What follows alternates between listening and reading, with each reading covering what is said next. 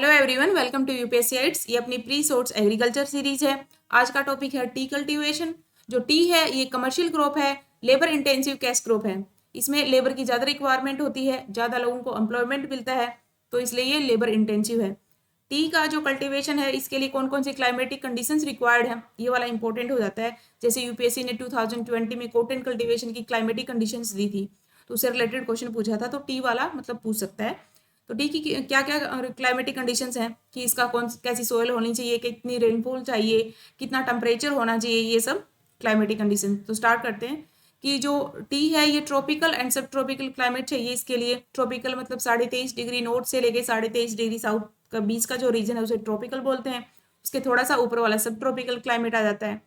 तो tropical and सब tropical climate चाहिए। सेड लविंग प्लांट है टी। सोइल कैसी चाहिए? सोइल इसके लिए deep and fertile, well drained, slightly acidic soil चाहिए। मतलब जो सोइल है वो फर्टाइल होनी चाहिए और वेल ड्रेन्ड होनी चाहिए, जिसमें पानी रुके नहीं, पानी आराम से निकलता रहे, बहता रहे ऐसे। स्लाइटली एसिडिक सोइल होनी चाहिए, मतलब जिसका 1 to 7 जो होता है वो एसिडिक होता है और 7 से अबव बेसिक होता है। तो 7 से थोड़ा सा कम होना चाहिए, वो एसिडिक सोइल चाहिए इसके लिए, टी के लिए। And rich in humus and organic matter, है ना। तो इसकी जो सोयल है उसको थोड़ा सा ह्यूमस और ऑर्गेनिक मैटर ज़्यादा चाहिए, मतलब अच्छी फर्टाइल सोयल होनी चाहिए। Moderately hot and humid climate, जो क्लाइमेट है वो थोड़ा सा हॉट और ह्यूमिड होना चाहिए। Moist frost free climate through out the year, and through out the year थोड़ा मॉइस्ट फ्रोस्ट फ्री होना चाहिए, है ना। ज़्यादा फ्रोस्ट वगैरह नहीं चाहिए इसको, हॉट एंड ह्यूमिड क्लाइमेट चाहिए। रेनफॉल कितनी होनी चाहिए? 150 से 300 सेंटीमीटर होनी चाहिए। 150 से 300 सेंटीमीटर इसको रेनफॉल चाहिए। That is moderate to high, है ना। तो मॉडरेट से हाई इसकी रेनफॉल चाहिए throughout the year. Temperature कितना चाहिए? ये है 20 से 30 डिग्री, 20 से 30 आइडियल इसका टेम्परेचर है।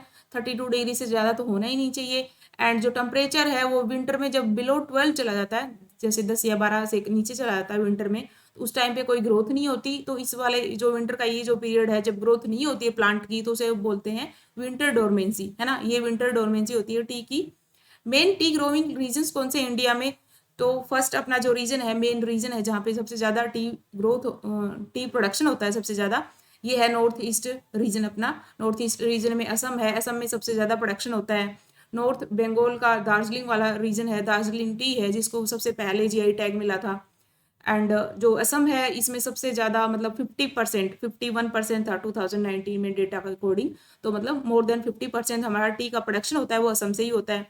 Second important tea growing region है अपना नीलगिरी हिल्स, साउथ इंडिया में। जो नीलगिरी हिल्स है वहाँ पे केरला, तमिलनाडु, कर्नाटक, वहाँ वाला जो रीजन है नीलगिरी वाला, वहाँ पे सबसे ज़्यादा फिर टी प्रोडक्शन होता है। एंड थोड़ा सा प्रोडक्शन होता है अपना एचपी में, हिमाचल में, कांगड़ा वगैरह, वहाँ पे थर्ड रीजन अपना उधर वाला है। एंड जो फोर्थ स्टेट है अपने असम, वेस्ट बंगाल, तमिलनाडु एंड केरल, ये जो 4 स्टेट हैं इन्हीं में 95% टोटल टी प्रोडक्शन का जो प्रोडक्शन होता है 95% तो इन्हीं 4 में ही हो जाता है। लार्जेस्ट स्टेट की बात करें एरिया वाइज, जहाँ पे टी प्लांटेशन होता है और प्रोडक्शन भी होता है, लार्जेस्ट स्टेट कौन सा है? असम। असम में सबसे ज़्यादा तो प्लांटेशन होता है, सबसे ज़्यादा ही टी का प्रोडक्शन होता है। और असम में भी जो डिब्रूगढ़ है उसे टी सिटी ऑफ इंडिया बोलते हैं। डिब्रूगढ़ में सबसे ज़्यादा टी प्रोडक्शन होता है। इंडिया जो है ये लार्जेस्ट कंज्यूमर है, सबसे ज़्यादा चाय पीने वाला देश इंडिया ही है। Second largest producer after China. तो प्रोड्यूस तो हम सेकंड नंबर पर करते हैं, फर्स्ट नंबर पे चाइना है, सेकंड नंबर पे हम है, बट सबसे ज़्यादा चाय का कंजप्शन हमारे यहीं पे हो जाता है। जब हमने सबसे ज़्यादा कंजप्शन यहीं पे कर लिया है तो हमारे पास एक्सपोर्ट के लिए कम बचेगा। तो हमारा एक्सपोर्ट की पोजिशन है फोर्थ, है ना। फर्स्ट पे हम कंज्यूमर हैं, सेकेंड पे हम प्रोड्यूसर हैं एंड फोर्थ पे हैं एक्सपोर्टर। एंड जो क्लाइमेट है, यील्ड है और क्वालिटी टी की, उनमें एक क्लोज रिलेशनशिप होता है। जैसे जहाँ की ज्योग्राफी है, जो जैसा क्लाइमेट है उसके अकॉर्डिंग ही प्रोडक्शन होगा और उसी के अकॉर्डिंग चाय की जो क्वालिटी है वो डिसाइड होती है। जैसे अलग अलग नाम से होता है ना कि कांगड़ा टी, दार्जिलिंग टी, ऐसे। तो वो वहाँ की ज्योग्राफी और उसकी ज्योग्राफी के अकॉर्डिंग वहाँ की जो क्वालिटी अलग अलग होती है, तो इनका क्लोज रिलेशनशिप होता है। चाय जो उसमें कौन सा डिजीज होता है? उसमें बैक्टीरियल ब्लैक स्पॉट ये नाम का एक डिजीज होता है चाय में।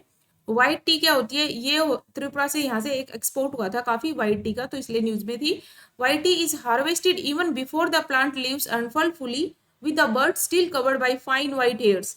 तो क्या होता है इसमें, जो प्लांट होता है उसकी लीफ होती है, जो लीव्स होती हैं वो अच्छे से खुली ओपन नहीं होती, उससे पहले ही मतलब उसको हार्वेस्ट कर लिया जाता है। जो पत्ते हैं चाय के वो खुले नहीं है, ओपन नहीं है, और जो बर्ड्स होती हैं, छोटी छोटी बर्ड्स होती हैं, वो उनके ऊपर व्हाइट फाइन हेयर्स होते हैं, वाइट वाइट फाइन हेयर्स। तो इस वजह से उनका जो अपीयरेंस है वो वाइट कलर का दिखता है। है ना, तो वो वाइट वाइट इसलिए उसको वाइट टी बोलते हैं। त्रिपुरा से एक्सपोर्ट हुआ था काफ़ी, इसलिए न्यूज़ में थी वाइट टी। टी बोर्ड जो है ये स्टैट्यूटरी बॉडी है और मिनिस्ट्री ऑफ कॉमर्स के अंदर आती है, ठीक है। Ministry of commerce statutory body tea board.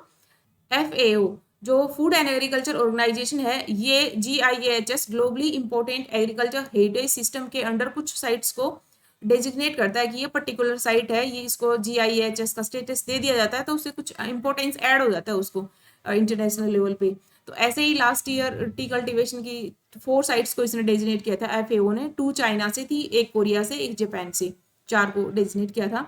तो इस वाली न्यूज़ में इतना ही था कि हमारे जो रीजन्स हैं, जैसे आप डायग्राम में हैं कि नॉर्थ ईस्ट रीजन है अपना, सेकंड नंबर पे नीलगिरी वाला रीजन है, HP वाला रीजन है। 3 तो हमारे मेन रीजन्स हो गए।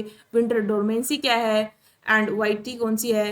रेनफॉल मॉडरेट टू हाई चाहिए, टेम्परेचर 20 से 30 degree mostly, hot humid climate होना चाहिए, फ्रोस्ट फ्री क्लाइमेट होना चाहिए, soil deep fertile well drained और स्लाइटली एसिडिक। स्लाइटली एसिडिक याद रखना है, कंफ्यूज कर सकता है। एंड ट्रॉपिकल सब ट्रॉपिकल क्लाइमेट होना चाहिए टी कल्टिवेशन के लिए। यही था अपना टी कल्टिवेशन, इंपॉर्टेंट है। And thank you so much.